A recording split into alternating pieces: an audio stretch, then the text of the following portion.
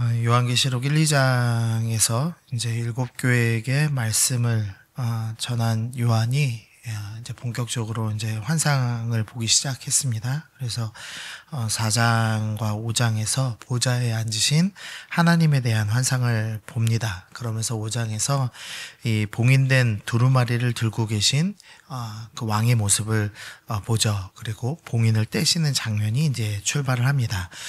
그러면서 이제 일곱인, 일곱 나팔, 그리고 일곱 대접의 환상을 봅니다. 이것이 뭐 서로 다른 재앙이어서 21가지의 재앙을 이야기하는 것이 아니라 이제 한 가지 한 번에 이제 심판이 있는데 그 심판에 대해서 다른 각도로 지금 설명하고 있는 것을 볼 수가 있었습니다. 우리 6장과 7장에서는 일곱인을 이제 때는 환상을 보았는데 이제 성도들이 당했던 시련에 초점을 두고 마지막 때를 좀 더 보여주고 8장에서부터 11장의 일곱 나팔은 이제 불신자들이 당하는 심판을 초점으로 마지막 때를 보여줬습니다. 그리고 나서 이 12장에서 15장 긴 막간이라고 부르는 이제 환상에 7개의 환상이 총 등장합니다. 그때 이 악한 세력들이 하나님을 흉내내는 장면이 나옵니다. 우리 하나님께서 삼위일체 하나님이셨던 것처럼 이 악한 세력도 지금 그다음 바다에서 나온 짐승, 땅에서 올라온 짐승 이렇게 3개로 이제 삼위일체를 이루고 있다. 이렇게 하나님을 흉내내고 있는 모습을 보여줍니다.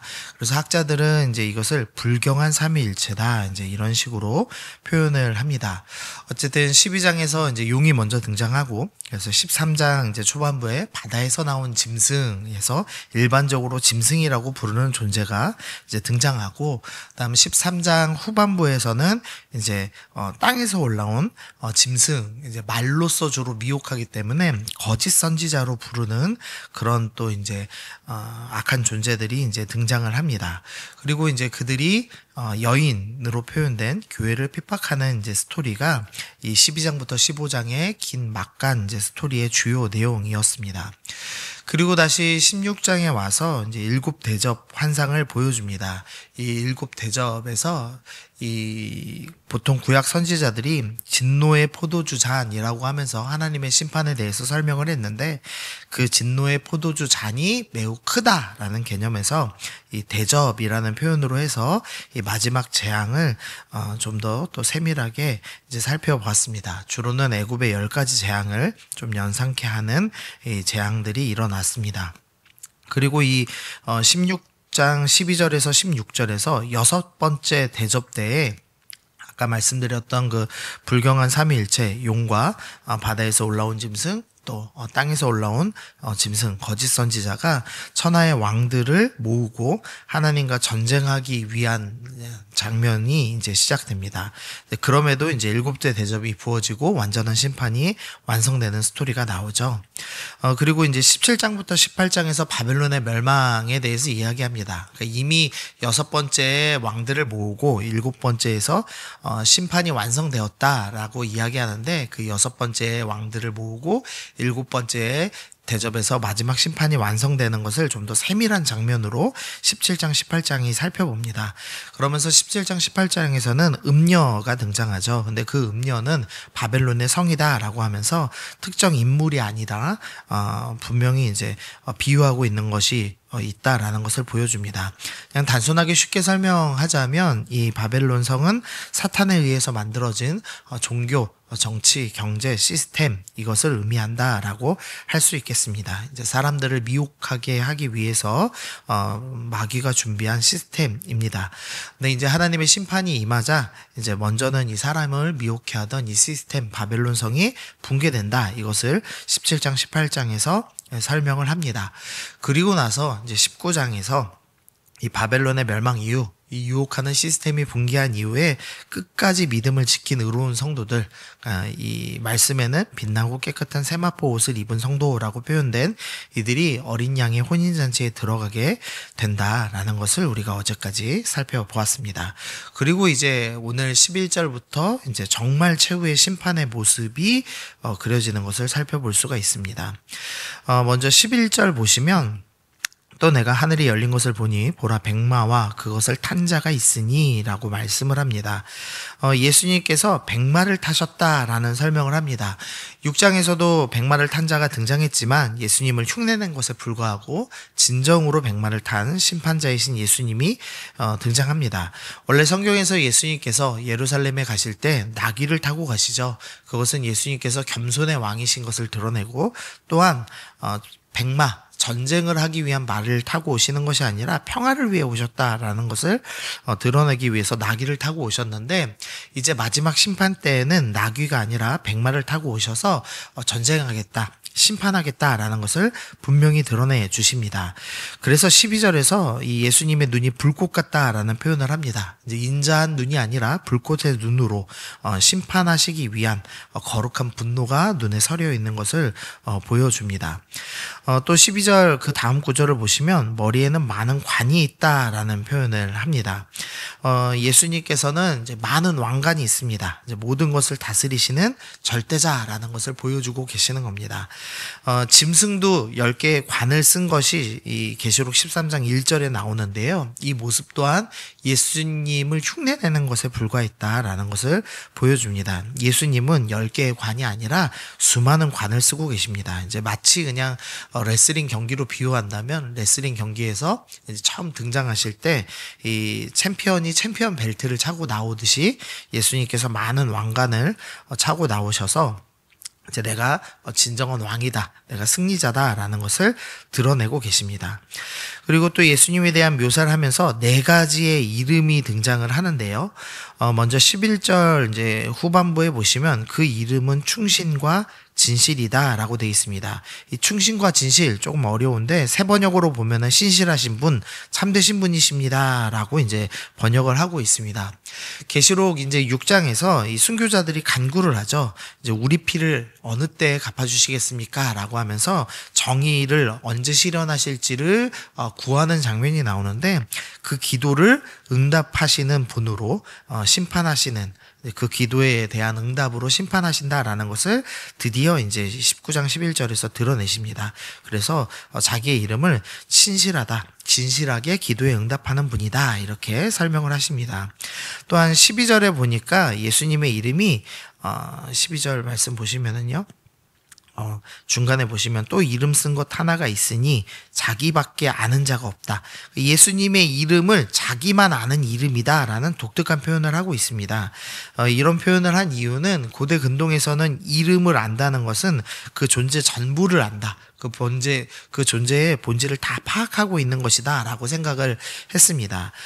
그래서 예수님의 이름을 안다면 예수님의 본질을 다 알고 예수님을 조종할 수 있다, 이제 이렇게 생각할 수 있기 때문에 예수님은 아무도 이름을 모르는 분, 즉 아무도 그분의 정체와 실력을 다 이해할 수 없고 본질을 파악할 수 없는 강력한 분이다라는 것을 이런 독특한 표현으로 설명을 하고 계십니다. 또 13절에서는 예수님의 이름이 하나님의 말씀 그 자체다라고 설명을 하면서 말씀을 이루기 위해서 오셨다라는 것을 드러냅니다. 또한 16절 말씀을 좀 보시면은요, 16절에 그 옷과 그 다리에 이름을 쓴 것이 있으니 하면서 예수님의 그 다리에, 허벅다리에 이름을 쓰셨습니다. 그 이름은 만왕의 왕, 만주의 주다라고 되어 있습니다. 쉽게 말하면 허벅다리에 지금 문신이 새겨져 있는 겁니다. 유대인들은 이제 맹세를 할 때 허벅다리에 대고 맹세를 하는 그런 이제 문화가 있었죠. 그래서 그 맹세 자리에다가 내가 만왕의 왕, 만주의 주가 될 거다, 내가 모든 것을 다스리고 심판하는 존재이다, 그래서 확실하게 심판하겠다 라는 것을 드러내셨다라는 의미로 이 옷과 다리에 이름이 써져 있다라는 독특한 표현을 합니다. 뭐 어려운 표현이지만 다 정리하면 이제 예수님께서는 심판하시기 위해 오셨습니다 라고 지금 성경이 설명을 하고 있습니다. 그럼 실제로 심판하시는 모습은 어떤가 15절에 드러나는데요. 15절 말씀을 읽어보면 그의 입에서 예리한 검이 나오니 그것으로 만국을 치겠고 친히 그들을 철장으로 다스리며 또 친히 하나님 곧 전능하신 이의 맹렬한 진노의 포도주틀을 밟겠고 라고 합니다. 먼저 심판을 행하실 때는 입에서 예리한 검이 나옵니다. 뭐 진짜 입에서 이제 검이 나와서 쏘고 공격한다 이런 의미가 아니라 하나님의 말씀이 기준이 되어서 심판이 이루어질 것이다 라는 것을 드러내고 있습니다. 또 이제 철장으로 다스린다라고 되어 있습니다. 철장은 이 철로 만든 지팡이를 의미합니다.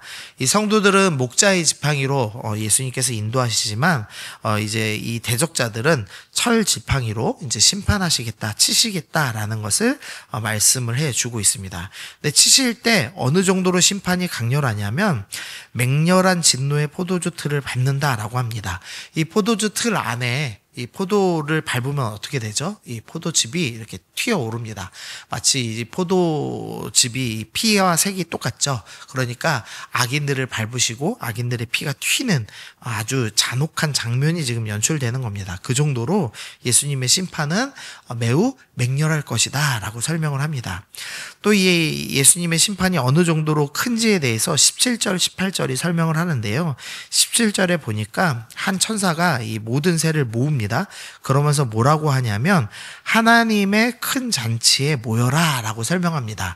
그럼 이 하나님의 큰 잔치는 무엇이냐? 18절에 보니까 왕들의 살과 장군들의 살과 장사들의 살과 하면서 악인들의 살을 뜯어 먹는 것이 하나님의 큰 잔치다라고 설명을 합니다.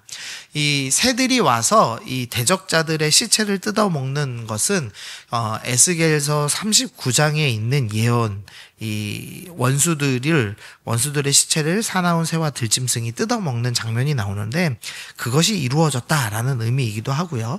또 고대 근동에서는 이 군인들이 죽어서 길에서 이제 들짐승들에게 시체를 뜯어 먹히는 것이 가장 비참한 죽음을 의미하는데 대적자들은 가장 비참한 죽음을 당할 것이다. 지금 이렇게 표현을 하고 있는 겁니다. 그런데 이 표현이 독특하게 하나님의 큰 잔치라고 되어 있습니다. 그러니까 이 예수님에 대해서 이 불경한 삼위일체라는 식으로 계속 예수님을 흉내냈죠. 그래서 주님께서 삼위일체듯이 이 불경한 존재도 삼위일체를 흉내내었고 또 예수님께서 많은 관을 쓰고 계시듯이 지금 이 악의 세력들도 10개의 관을 쓰고 있는 것처럼 묘사했는데 예수님께서 너희가 나를 흉내내니 이것도 흉내내봐라 이제 이렇게 얘기하시는 겁니다. 예수님께서는 성도들과 함께 혼인잔치를 여실 것인데 거꾸로 이 원수들을 향하여서는 원수들의 살을 뜯어먹는 큰 잔치가 일어날 것이다 라고 하면서 너희가 이거는 흉내낼 수 없을 것이다 이제 이런 식으로 무서운 뉘앙스로 말씀을 하고 계십니다. 뭐 어쨌든 이제 이 예수님께서 심판자로 오시고 무서운 심판이 일어날 겁니다. 근데 그 심판의 이제 실제 모습이 이제 총 정리된 모습이 19절과 20절에 등장을 하는데요. 이 19절을 보니까 또 내가 보매 그 짐승과 땅의 임금들과 그들의 군대들이 모여 그 말탄 자와 그의 군대와 더불어 전쟁을 일으키다가 아까 16장 6번째 대접이 부어질 때 일어났던 장면, 이 불경한 삼위일체, 이 대적자들이 왕들을 모으는 장면이 19절에 나옵니다. 그런데 19절 후반부에 전쟁을 일으키다가 어떻게 되냐면 20절에 짐승, 바다에서 올라온 짐승이 잡히고 또 그 앞에서 표적을 행하던 거짓 선지자, 땅에서 올라온 짐승이 잡혀서 이 둘이 먼저는 유황불 붙는 못에 던져지는 장면이 나옵니다. 그러니까 실제로 악의 세력들이 모였지만 그것이 크고 견고해 보였지만 전쟁이 제대로 시행되지도 못한 채 그냥 사로잡히고 끝나는 것으로 마무리가 됩니다. 그래서 오늘 말씀이 주는 교훈은 첫 번째로는 악의 세력은 분명히 크고 견고해 보였습니다. 인간의 눈에 보기에는 크고 견고해 보였지만 실제로는 그들의 시스템, 바벨론 성으로 불리던 것도 다 붕괴되고 왕들이 모이지만 전쟁을 시작도 제대로 해보지 못한 채 하나님께 패배될 것이다 라고 분명하게 말씀을 해주고 계십니다. 그리고 이 마지막 때에는 예수님께서 목자가 아니라 백마를 타고 오신 전사의 모습으로 오셔서 공의를 실천하실 것이다 라고 말씀을 합니다. 그러니까 성도들에게 교훈하는 겁니다. 너희 눈에 보기에 견고해 보이는 바벨론 성, 이 세상의 방법과 시스템을 따라 살지 말고 하나님의 나라의 방법대로 살아라 라고 말씀하는 것이죠. 너희가 세상을 쫓아 살면 백마를 타신 심판주 예수님을 보게 될 것이고, 하나님을 쫓아가면 혼인잔치에 참여하신 어린 양, 우리 인자하신 예수님, 구원자 예수님을 보게 될 것이다. 그러므로 너희가 세상 쫓지 말고 나를 쫓아라 라고 주님께서 말씀을 하고 계십니다. 두 번째로 좀 살펴볼 것은요, 우리가 하는 일입니다. 14절 말씀 좀 읽어보면, 하늘에 있는 군대들이 희고 깨끗한 세마포 옷을 입고 백마를 타고 그를 따르더라. 지금 우리는 어떤 상태에 있냐면 희고 깨끗한 세마포 옷을 입었습니다. 그런데 13절에 나오는 예수님의 옷을 보면은요, 피 뿌린 옷을 입으셨다라고 표현을 합니다. 그러니까 예수님께서는 지금 심판하고 계십니다. 그래서 맹렬한 포도주 틀에 포도즙을 짜듯이 대적자들을 밟고 그 피가 튑니다. 그래서 예수님의 옷에는 지금 피가 묻어 있습니다. 그런데 그 뒤를 쫓는 하늘의 군대, 우리들은 어떤 모습이냐? 희고 깨끗한 세마포 옷을 입었습니다. 즉 우리는 실제로 싸움을 하지 않는 모습을 보여주고 있는 겁니다. 출애굽기 14장에는 이 14장 14절에서 하나님께서 이렇게 말씀하십니다. 여호와께서 너희를 위해서 싸우시리니 너희는 가만히 있을지어다. 이 이스라엘 백성들이 출애굽 때 이제 출애굽을 합니다. 뒤에는 이제 애국 군대가 쫓아오고 정신없이 이제 도망가죠. 근데 도망가고 나서 홍해에서 뒤를 돌아보자 어떤 일이 있냐? 홍해의 물이 애국 군대를 뒤엎죠. 그래서 홍해가 평온해진 상태를 이 이스라엘 백성들이 맞이했습니다. 우리 계시록에서도 이 원수들이 심판당하고 바다가 평온해져서 마치 유리처럼 됐다라고 해서 유리바다라는 표현이 나와 있었죠. 근데 그 말씀처럼 주님께서 싸우셔서 주님께서 승리하실 겁니다. 전쟁은 오직 주님께서 다 하실 것이고 우리가 할 일은 오직 딱 하나인데 희고 깨끗한 세마포 옷을 입는 것이다 라고 말씀을 하고 있는 겁니다. 그래서 이 말씀을 보면서 이 찬양이 좀 생각났습니다. 이 너희는 가만히 있어 주가 하나님 대 말지어다 라는 이 찬양이 있죠. 이 찬양처럼 우리가 할 일은 딱 하나인데 희고 깨끗한 세마포 옷을 입고 일하실, 전쟁하실, 승리하실 하나님을 바라보는 것, 그것만이 우리가 할 일이다라는 것입니다. 그리고 이 깨끗한 옷을 입은 것, 희고 깨끗한 세마포 옷은 19장 8절에서 명확히 설명합니다. 이 세마포 옷은 성도들의 옳은 행실이로다라고 하면서 옳은 행실이 바로 우리가 입어야 될 것이라고 설명을 합니다. 그러니까 우리가 이 땅 가운데서 우리 눈에 보기에는 바벨론 성, 세상은 크고 견고해 보이지만 반드시 심판당할 것입니다 라고 말씀합니다. 그러므로 너희가 그 유혹에 흔들리지 말고 너희는 오늘도 옳은 행실을 입고 주님을 따라 살아라 라고 오늘 말씀이 우리 가운데 권면해주고 있는 겁니다. 그래서 이 말씀을 좀 기억하시면서 하나님, 내가 바벨론 성의 견고함에 넘어가지 않고 심판하실 주님을 기대하고 신뢰하며 오늘도 뒤돌아보지 않고 예수님만 바라보며 옳은 행실, 깨끗한 세마포 옷을 입는 성도가 되겠습니다. 우리 그렇게 결단하시면서 오늘도 기도하시면서 나아가시는 여러분들 되시기를 소원합니다. 기도하시겠습니다. 주님 감사합니다. 하나님, 대적자들이 강력해 보였지만 전쟁을 시작하지도 못하고 유황불못에 던져지는 것을 우리가 보았습니다. 하나님, 우리 눈에는 세상이 거대해 보이지만 주님 앞에서는 아무것도 아님을 깨닫습니다. 그러므로 우리가 세상을 두려워하지 아니하고 심판하실 주님을 두려워하며 오직 옳은 행실로 거룩한 옷을 입고 주님을 따라가는 주님의 백성들 다 되게 하여 주옵소서. 오늘도 주님만 따라가는 믿음의 성도들 되게 하여 주옵소서. 감사드리며 예수님의 이름으로 기도드립니다. 아멘.